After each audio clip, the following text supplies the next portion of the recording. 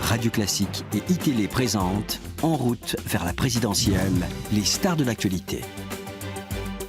Je crois que le Parti Socialiste ne peut pas, comme tous les Français, tous les Européens et tous les habitants de cette planète, s'exonérer du fait qu'il y aura un avant et un après Fukushima.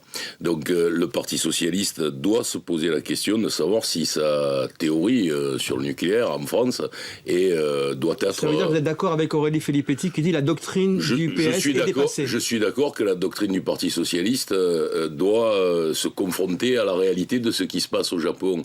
Aujourd'hui, je pense que si elle est dépassée par les faits, elle est dépassée par cet événement, même si nous voyons bien que le nucléaire français est extrêmement sérieux, que nous n'avons pas de centrales qui sont dans les mêmes conditions de vieillissement que celle-ci, encore qu'on pourrait se poser la question de la fermeture de la centrale alsacienne, mais il me semble qu'elle peut être aussi dépassée d'un point de vue politique. Si il y a un parti Europe Écologie qui prend une position très en pointe sur cette question et que nous-mêmes nous restons complètement bloqués sur notre position François Hollande dit traditionnelle. qu'il faut un audit, ça. Voilà, mais heureusement qu'il faut des audits, parce que si on ne faisait pas d'audit, on pourrait se demander quand même si le gouvernement fait son travail. Fort heureusement, il le fait dans ce domaine.